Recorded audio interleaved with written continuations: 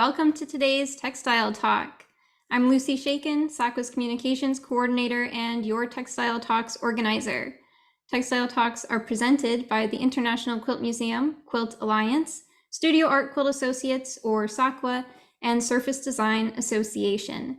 We love bringing you these free programs every week, thanks to the support of our sponsors and contributions from viewers like you.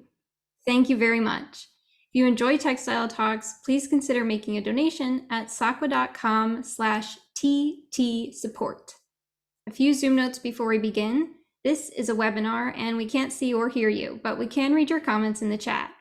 If you have any questions during today's program, please type them into the Q&A function. And if you have suggestions for ways we can improve or for topics that you would like to see in future Textile Talks, please let us know in the post-event survey. We have closed captions turned on for this program. You can turn these on or off by finding the live caption or CC button in your settings. For today's Textile Talk, I'm very pleased to welcome 3 artists from the new SAQA Global Exhibition called sustainABILITY, which is on view now at the New England Quilt Museum in Lowell, Massachusetts. You'll be able to see it there until December 31st, and then it will travel to the Windgate Museum of Art in Conway, Arkansas this February. You can see the full travel schedule and high-res images of all the artwork, plus artist statements, materials, and techniques at saqa.com/sustainABILITY. You can also purchase the exhibition catalog, which is linked on that page as well. The video we just played included all the artwork from the exhibition, and we will show it again at the end of the hour, just in case you came in partway through. This exhibition was juried by Tali Weinberg, who is a previous Textile Talks presenter. And if you're interested in learning more about fiber artists and sustainability, I highly recommend watching that talk. You should be able to find it by searching Textile Talks Tali Weinberg or Textile Talks Climate Data. Our artists today are Deborah Boschert, Linda M. Kim, and Pat Kroth. All of them are members of SAQA who have had work in multiple global exhibitions, and I think you are all in for a treat today because they are really phenomenal artists. First up, we'll have Deborah Boschert, who is also SAQA's former president. So Deborah, welcome. Thank you for being here. Please take it away. Thank you so much, Lucy. I'm so delighted to be here. Always such really a pleasure to have an opportunity to share my artwork and talk about creativity. So I also want to extend a hearty thank you to SAQA for all the hard work and dedication and absolute passion for the art quilt that goes into these textile talks. Thank you, thank you, thank you. So I thought I would start straight away with my art quilt that is part of the sustainABILITY Global Exhibition. This is Provisions, and here's my artist statement. A tiny seed is at the center of a sustaining, ongoing pattern of nourishment. Maybe the seed is a grain that fills a bowl. Maybe the seed is an idea that feeds the mind. Maybe the seed connects us to the land and to each other. This ongoing and yet fragile cycle of nourishment and at the personal and global level ensures our collective sustainability.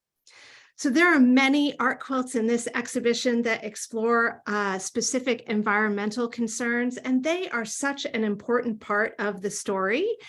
My quilt really explores the idea of personal sustainability. What do I need to feel fully nourished to ensure that I can continue to work and grow and learn and laugh and love and create into the future? How can I look inside so that I also have the clarity and focus to look outside myself?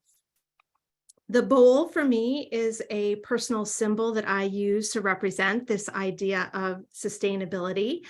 I like using simple shapes in my work that can act as symbols that are representative of ideas that are important to me. Let me tell you a story about this fabric that you see on the right with the green dots. In 2013, my family and I moved from Florida to Maine, and my friend Katie gave me a stack of fat quarters as a going away gift, and it included that fabric.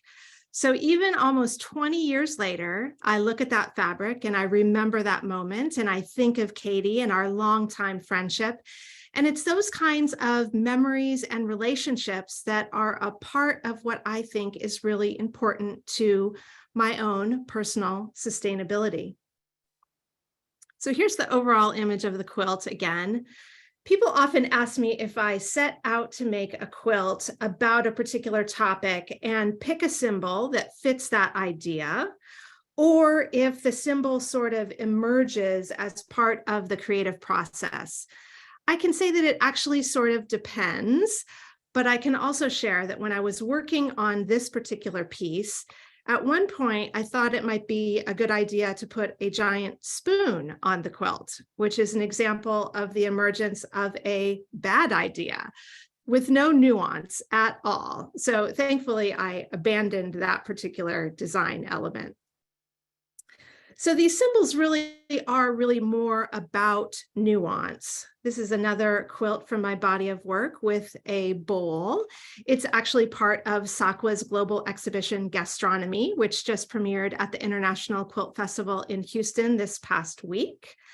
And when I was making this particular art quilt collage, I was really thinking about all the many things a bowl can hold, but also the many things a quilt can hold: paint, stitching, irregularities, frayed edges, sort of like people. So in this, I loved that last art quilt collage so much that I actually remade it in a smaller size using those same fabrics.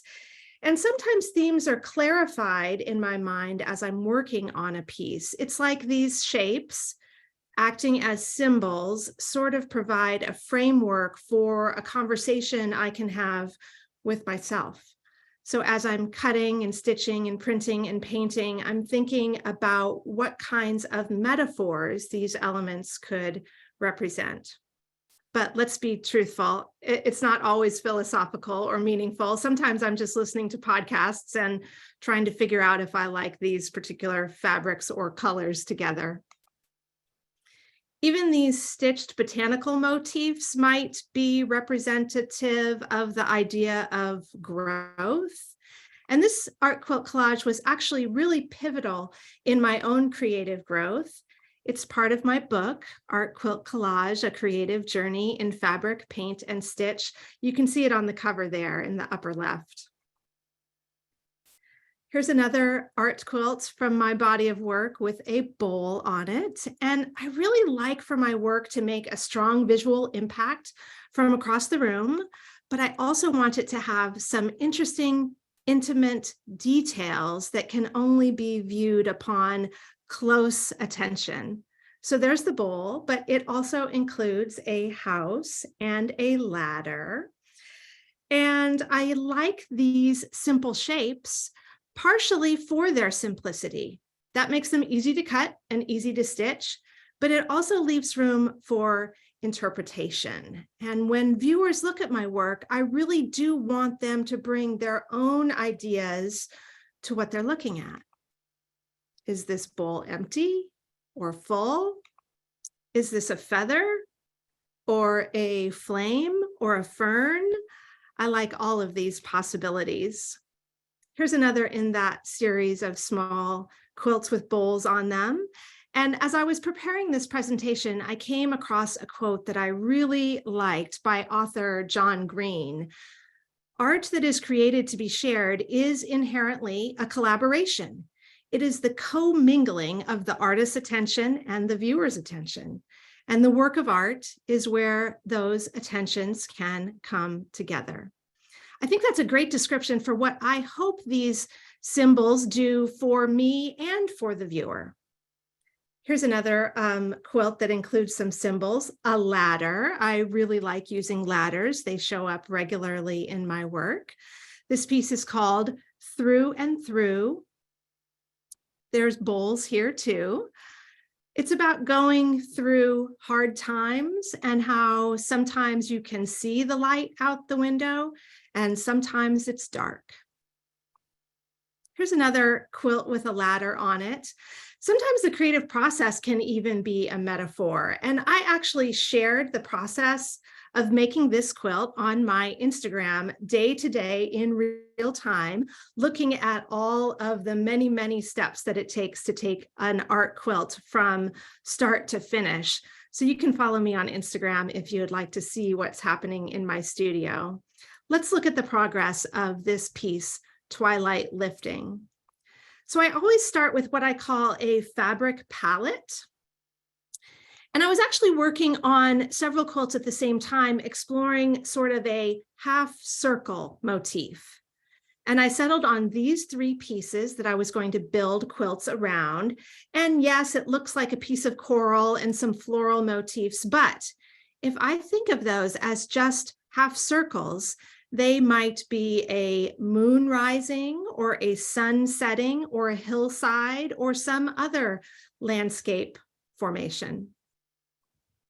I love combining commercial prints with original surface design, so I printed some circles to add to that collection of fabrics that I would be working with. And then everything goes up on the design wall for me to audition many different composition possibilities. You can see that I was also pulling together another fabric palette in greens and teals. And then I was actually teaching a virtual workshop, so everything had to come down off the design wall, and I just sort of loved how they all looked folded and stacked up in this box together. So I love making art quilts in my studio space, but it's also my virtual workshop classroom and public speaking venue. In fact, I'm sitting right on that stool right now. And if you're interested in hearing more about the workshops or programs that I'm offering, the best way to get that information is to sign up for my newsletter. And you can find that on the links page of my website. That's deborahstudio.com/links. Okay, back to the in progress images of this piece. So once I settled on this sort of abstracted landscape on the bottom and a much looser, airier composition in which I could place a ladder at the top, I really was excited about the next steps. But I also wanted to add a little bit more surface design. So I sketched some possibilities, some stars or maybe some clouds, and I made some foam stamps. And then I printed this sort of blue abstracted star on that gray mottled fabric, and then back to the design wall. And let me say, I know that these in progress photos aren't great, but they are a reflection of how it really works in my studio as the light changes and as different fabrics are pinned up on my design wall. So once I settle on the final composition, I finesse all the pieces before I fuse everything together and go to the next step, which is hand embroidery. So here I'm really thinking about how I can add additional color and line and texture to the work. And as I was working on this particular piece, I took my son back to college. This is his dorm, and I had to snap a picture because the color palette was exactly what I was seeing on my design wall, right down to the blue of the fire hydrant in the foreground. So I love this about a creative practice, that what I see out in the world can also be found in my studio and vice versa. So here's some hand embroidery added to this final piece. And then I also add some free motion machine stitching. And then here is the finished piece with its professional photograph with its excellent, adequate lighting. So the title of this piece is Twilight Lifting. And the title is another area where I can invite collaboration with the viewer. I like the titles to sort of suggest a theme or an idea, but also to be a little bit ambiguous or maybe to have a double meaning.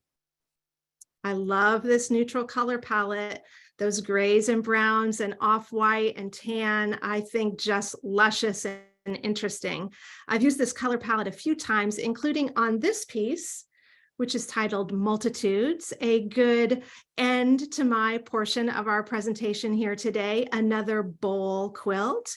It includes this quote from Walt Whitman, I contain multitudes, which I think applies beautifully to each of us and to artwork and to the creative process and to the many multiple ways we can think about sustainability. So thank you so much for your collaborative attention here with me today. And I am delighted to introduce artist Linda Kim.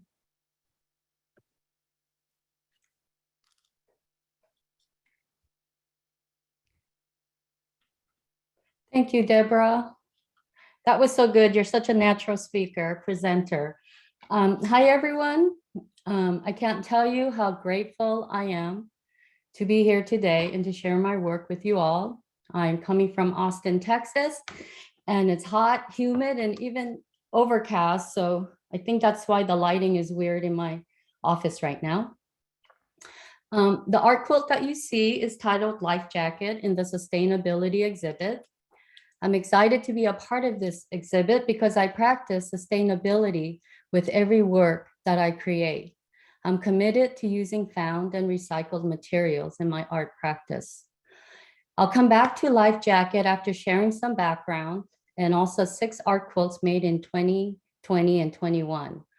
I'll address issues that drive my work and the materials I use, more specifically, the scarcity of materials that has influenced my output during this period. Next. So my background, I was born in Seoul, South Korea, and I was 7 when my family settled in Southern California, specifically in Granada Hills and Northridge. So I was a Valley girl until I started college in Santa Barbara, where I studied business and sociology. After UCSB, I moved farther north to San Francisco, where I feel very fortunate to have spent my 20s in a place where you can really be yourself and whatever that may mean. My first job out of college was with the Nature Conservancy, right on Market Street at Union Square. Although I was there for just a couple of years, I realized how profoundly it's affected me now. And this I'll return to at the end of my presentation. My last job in San Francisco was at the Transamerica Corporation in the iconic Pyramid Building, as you can see in this gorgeous photo of San Francisco. And while working there full-time, I got my MBA, which led to a consulting career in the tech field. I did that for several years before getting married, starting a family, and moving to Austin, Texas. Next.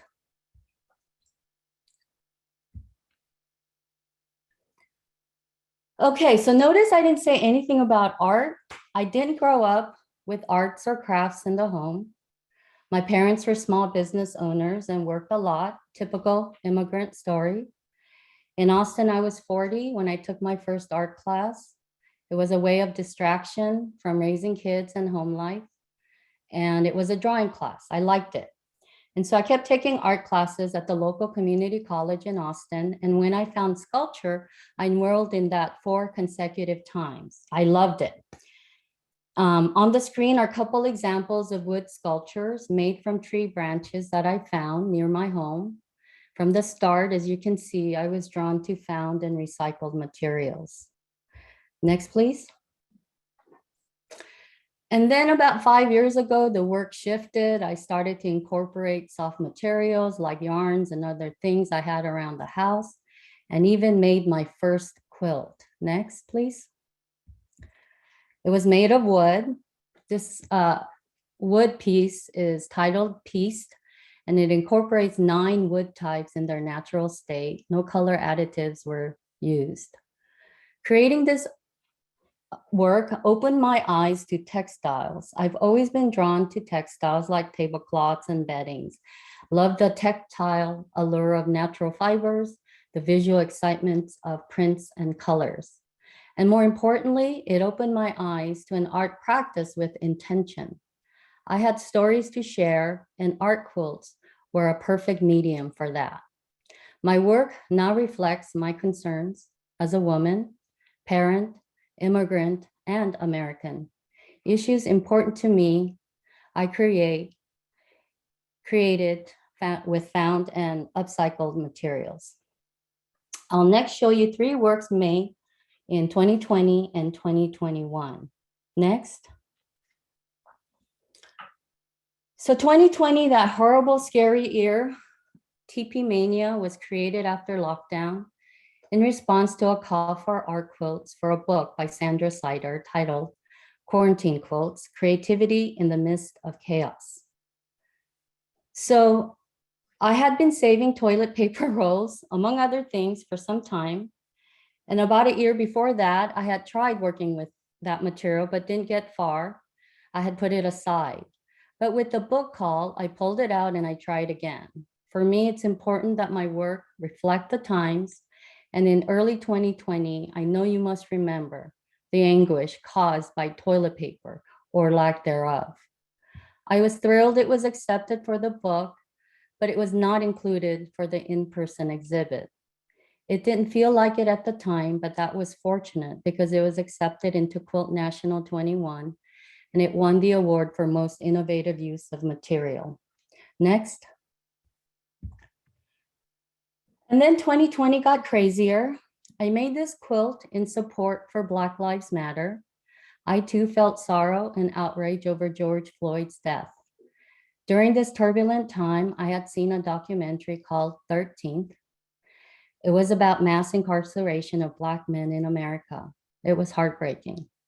So I designed a simple weave pattern to visually illustrate that 1 in 3 Black American men are incarcerated, as well to conjure images of abstracted African masks, a symbol of ancestral spirits.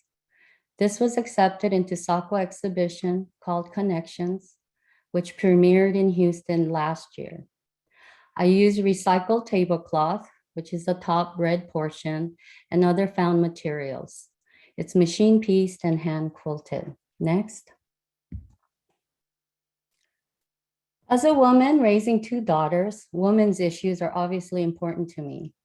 2020 was the 100th anniversary of the 19th Amendment, when women won the right to vote. This quilt addresses gender inequity that persists today.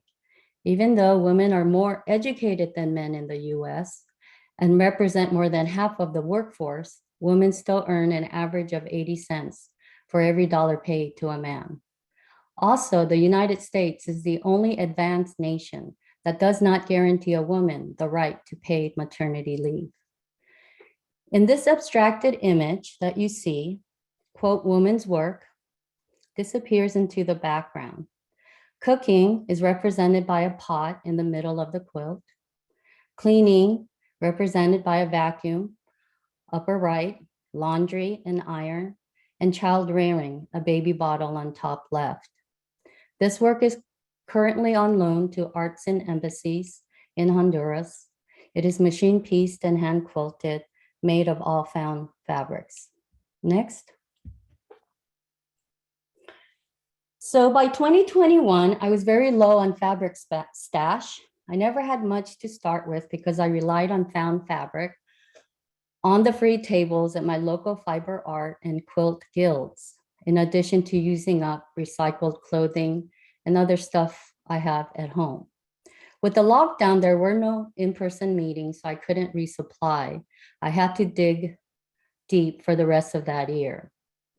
I happened to have a bag of cut cotton squares found on the free table, and I challenged myself to use all the cotton squares and create something new that honors the American tradition of patchwork, which is essentially recycling, and also hand quilting. The border and backing fabrics on this piece are also found. It's machine pieced and hand quilted. Next. I enjoy watching nature shows, and on one documentary by Sir David Attenborough, he cited a statistic that 70% of all birds on the planet are chickens. That really blew my mind. I researched into this further, which revealed more troubling facts. For instance, there are US federal animal protection laws for cows and pigs, but there are none for farmed birds. I began this project by gathering all my fabrics that contained birds, mostly furnishings fabric, and I had an old kitchen towel with a colorful chicken. All the materials that you see are found, including beads, embroidery threads, and this is hand tied. Next. So we come to this piece, Life Jacket. in the sustainability exhibit. And by mid-2021, I was recycling my own work. So I was recycling recycled materials. I looked around my depleted studio and came across parts of another project I had abandoned. Previous year, I had tried to create a giant moth composed of multiple pieces for a SAQA exhibit aloft. I looked at some of the components and I saw a jacket and an opportunity to address fashion industry's waste and pollution. In addition to massive water usage and ocean pollution, the fast fashion trend sends 85% of all textiles to landfills. All materials are found, fabric, beads, and even batting. I use the reverse side of an upholstery fabric cut to mirror images. Next. This is my last slide.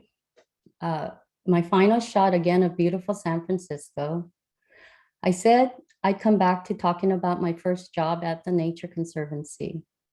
My job was in human resources, but I learned a lot about conservation and the urgency of good stewardship. One thing that stuck with me was that when scientists in various fields were asked about the most dire issue facing humanity, it was not curing cancer, not solving hunger or homelessness. The consensus was that the loss of biodiversity most threatened mankind. Today, 30 years since that first job, it's more critical than ever. Today, we call it climate change. I really like this quote by Herman Melville. It resonates with me on many levels. We are all connected and accountable, and I love that he uses the words fibers and threads as metaphors.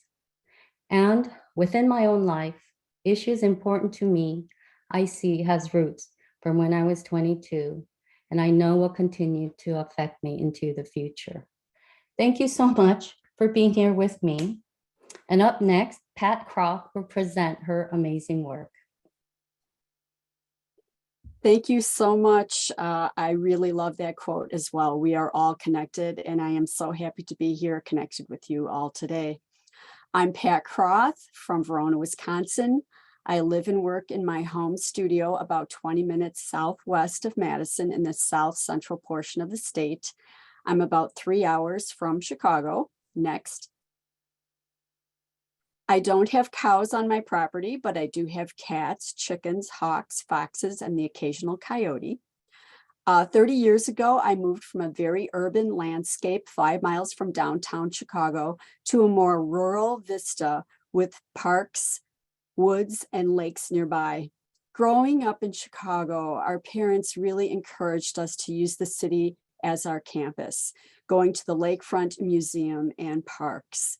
And with their sense of humor and enthusiasm, they set the tone for our curiosity and for our creativity. We always had paper, pencils, scissors, and markers available, and they encouraged us to make stuff out of what was at hand. Next, please. Weightless, my artwork in sustainability, is a semi-transparent piece made from colored plastic shopping bags, bubble wrap, plastic packaging materials, and it is hand cut, layered, and machine stitched. I became fascinated with non-traditional materials, and I'm intrigued with the notion of how we assign value to things. Sometimes humble materials play a more significant role in our lives than we would really imagine. My most recent work explores and challenges the concepts of excess and waste in a colorful and yet playful manner. So how did I get started? I was a fine art major at DePaul University in Chicago when I thought I might need a real job. So I changed majors and finished my degree in physical education. I continued to coach gymnastics by day and paint and printmake by night for the next many years, and exhibiting and even returning to the University of Illinois to finish my painting degree. A friend invited me to take a quilting class, and need I say more, I fell in love with the tactile nature of fiber. Next. My studio is not glamorous. It's more like chaos to the naked eye. I have a design wall that is about 6 by 7 feet in a 20 by 14 foot workspace, and that includes storage and a 4 by 8 foot work table. I collect and incorporate items with interesting texture, color, or significance into my work. I'm a bit like a magpie, collecting all sorts of odd things, not just fabric, but cast off objects, found objects, and remnants. Next. I became interested in crazy quilting, adding detail to small bits of precious fabrics with hand beading and embroidery and adding embellishments. I discovered that no scrap of fabric was too small and just about nothing was off limits. Next. Cut up clothing, stamps, junk mail, buttons, paper clips. Next. Toys, junk jewelry, candy wrappers, and plastic bags. Next.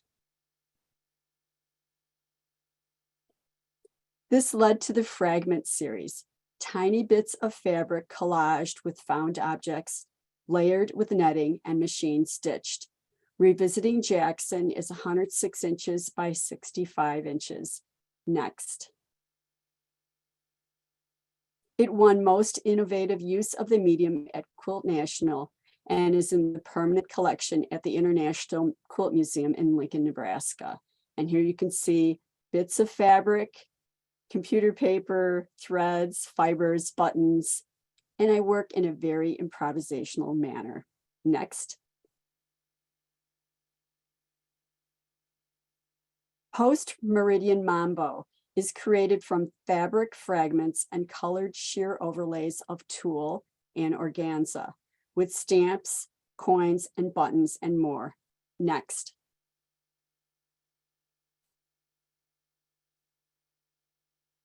It toured internationally with the Viking Husqvarna Masterpiece exhibit, and it was sewn on my 1940s Singer sewing machine that could basically go forward and backward and zigzag just a little bit.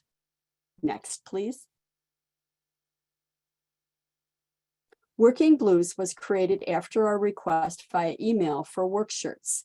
I used cuffs, collars, pockets, and shirt fabric, buttons, and more to emphasize the plight of many who were unemployed at the time. My partner went back to work as I took the last stitch. Next. And here's the detail of a button placket, complete with rickrack, candy wrappers, and vegetable bag netting. Next. Garden Stampede was part of a series of playful gardens made of candy wrappers, maps, and more. This piece was composed of hand-dyed fabrics and stamps that I had torn from envelopes over the years. Next. Too Sweet, 53 by 40 inches. The surface vibrates in this piece with toys and candy wrappers my children stashed behind the couch one year after Halloween. They said they had no idea how they got there. Next. I discovered candy wrappers seem to be primarily red, orange, and yellow. I'm saving dark chocolate wrappers for a future piece. Next. Sweet Blooms continues the sweet revenge with a garden composed of cut up abandoned clothing and candy wrapper flowers. All of my work is energetically stitched on a regular domestic sewing machine. Next. So you can see some Reese's Pieces, some Starbursts, Hershey Kisses, and the fabric in the background was cut up from blouses and dresses. No candy was harmed in the making of this piece. Next. During this time, I became more interested in creating works that occupy space in a different manner. I used netting as overlays in my work, and I started to create pieces that were made solely of netting and transparent materials. Plastic Fantastique grew out of my playful adventures with transparent materials, but also a growing concern for the amount of plastic in our environment. It is everywhere, even inside of our bodies. Plastic Fantastique is a triptych of 3 30 by 90-inch panels of stitched collaged colored plastic bags, bubble wrap, and plastic sheeting. Next. The work was part of the Remnants exhibit at the Wisconsin Museum of Quilts and Fiber Arts in Cedarburg, Wisconsin, focusing on recycled materials. Next. In spring 2022, my solo exhibit, Lost, Found, and Stitched, after being COVID postponed for 2 years, was installed at the Wisconsin Museum of Quilts and Fiber Arts. During the pandemic lost years, I kept stockpiling materials. Global coverage, the World Tarp, is 12 by 15 feet and represents the amount of plastic bag material that entered my house that I saved and stitched together. Next. Cat food bags, frozen peas, potting soil, colored grocery bags, and more. The back of this piece consists of mulch and straw bags from my gardening attempts. My studio and library floor were not large enough to view this visual diary until it was hung at the museum. What else do we do during the pandemic but garden, bake, and sew? Next. Dangerous Passage, 14 by 15 by 13 feet, was created on site as an entry to the gallery space of the museum. I had stockpiled a collection of plastic packaging materials for over 2 years now. Water bottles, salad clamshells, berry boxes, yogurt lids, and more. As the pandemic dragged on, the exhibit rescheduled twice. My house became like a clown car, with items dumping out of a closet at random. Working from a ladder 13 feet off the floor, I strung columns of recycled plastic items from aircraft cable, suspended from the rafters of the 150-year-old barn that is home to the museum. Next.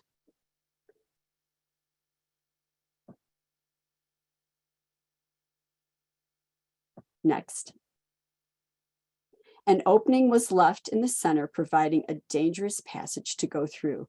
As I created this piece, I mused on the precarious path of our planet and the treacherous proliferation of plastic and microplastics.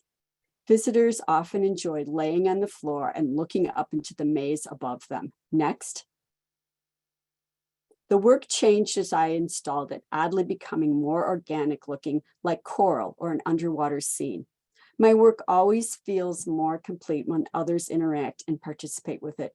It gives me great joy to share my artwork and thoughts in a colorful and playful manner.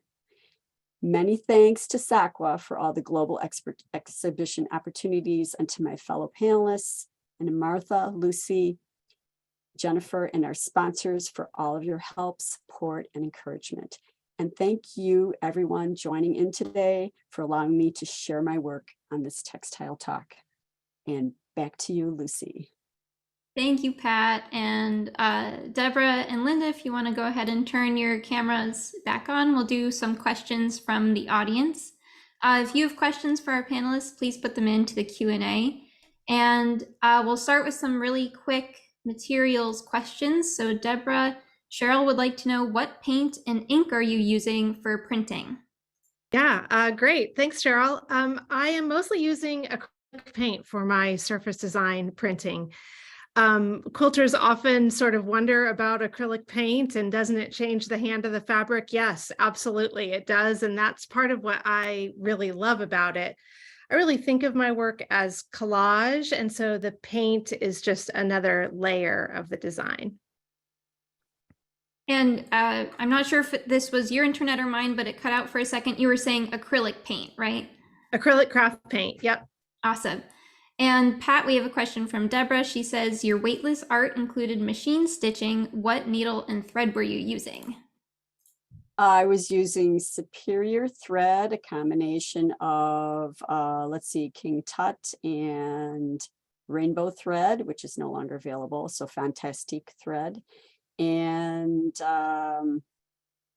a regular 14 needle, top stitch needle. Great, thank you.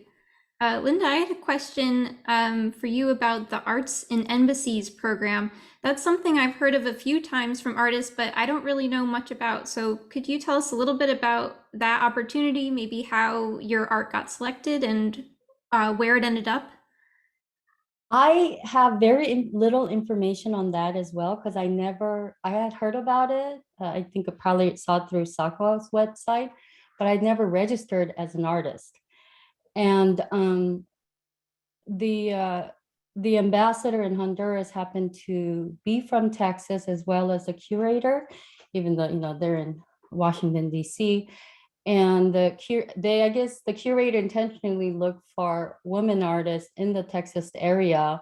Some have found me through one of my art groups, and that's how it happened. So initially, when I was contacted, I thought it was a scam because I never registered for it, but I was just really fortunate. That's great. And yeah, I know we as artists need to be very careful about cold calls or cold emails, but Art in Embassies is one that's come up a few times with artists I've spoken to, and it's legit and sounds like a great opportunity. Yes, yes.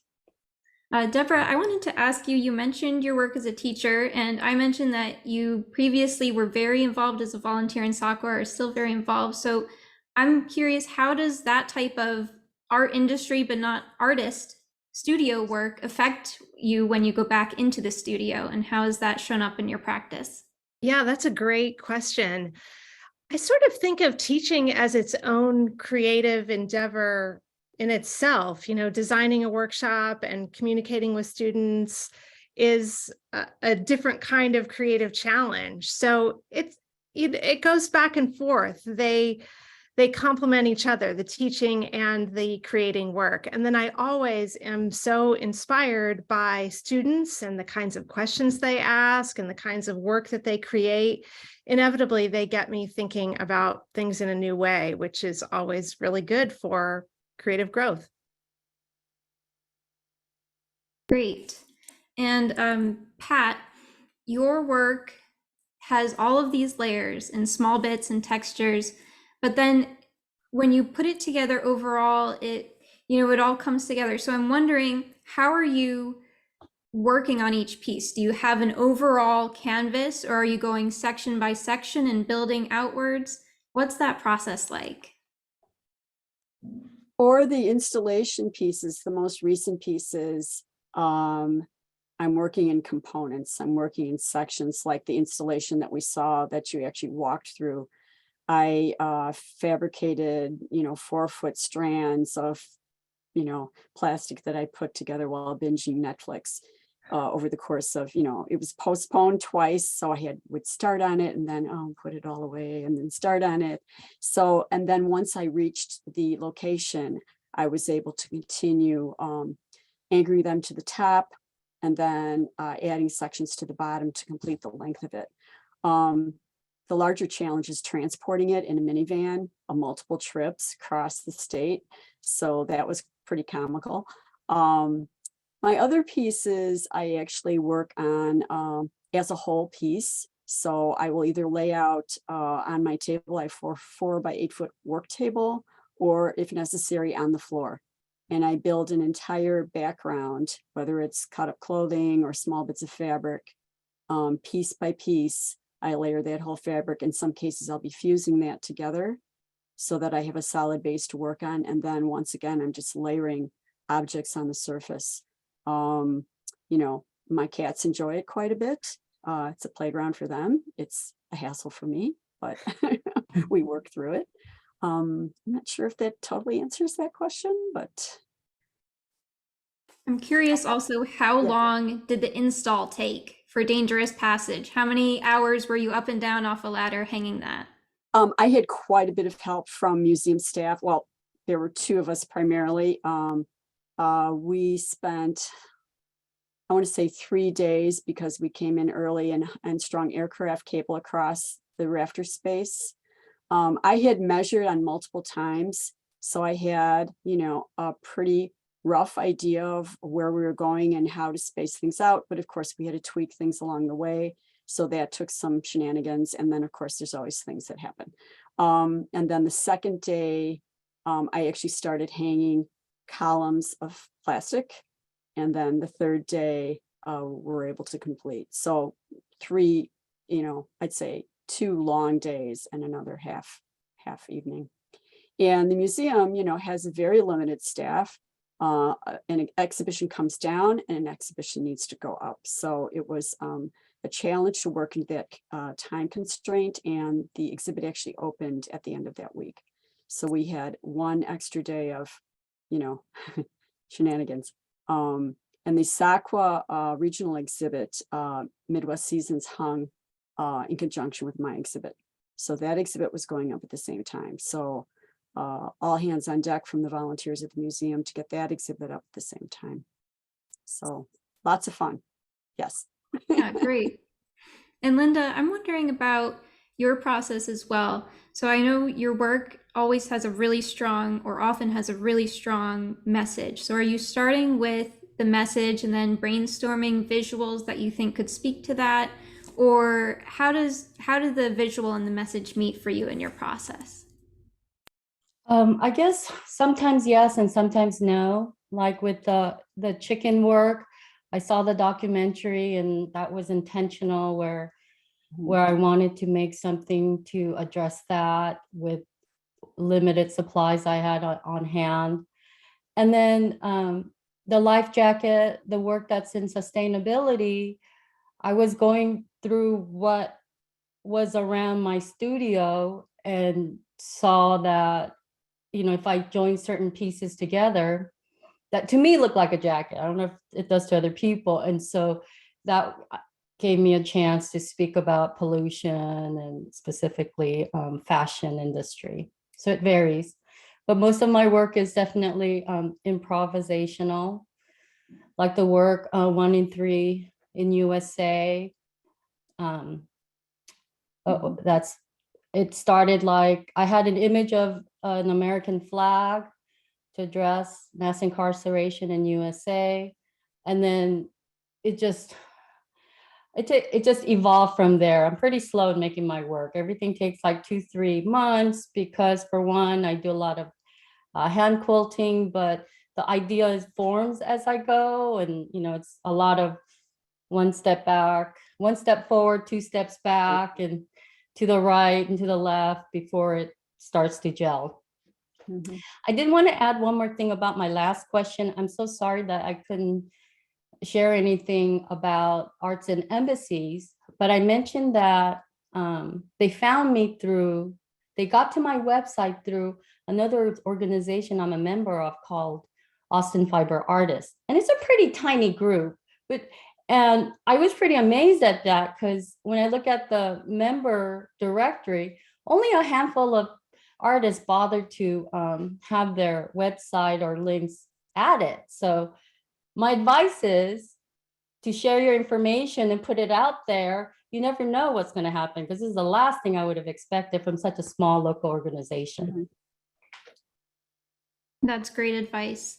And certainly, as one of the people who maintains SAQA's website, I absolutely echo that. If there's a chance for you to be linking back to your work or something like that, take advantage, because you'll show up in someone's search results and opportunities can come from that. We had a question from Anne for you, Linda. She says, Linda, I would love to revisit your beautiful art and powerful quotations. Are they available for viewing as a collection? I do have my website. I can add that. It's my full name, lindamkim.com. Great. We'll put that in the chat Thank you. so that everyone can see that later. And Wendy would like to know, what type of hand quilting do you use, Linda? Is it big stitch or classic or something else? It is big stitch. I started making art quilts as I was learning. I never really made quilts or worked with fabric and all that before. So while I'm learning to use a sewing machine and learning to do all these steps like piecing and how to do binding, and I just have a small home machine. So I wish I could do quilting on that, but I tried it and it's just so frustrating. So I end up doing a hand quilting, and because I'm not experienced with it, naturally becomes big stitches. I started with using SAQA thread, so I do like the look of the seeing the stitches. And even though it takes a long time, and I know it takes me a long time because I'm not doing it right, I do like the handwork that's in it at the end of the day, and that everything isn't machine made. Great. We just have a couple minutes left. I'd like to ask all of you the same question, which is, what are you working on now? What is next for you? So Deborah, can we start with you? Sure.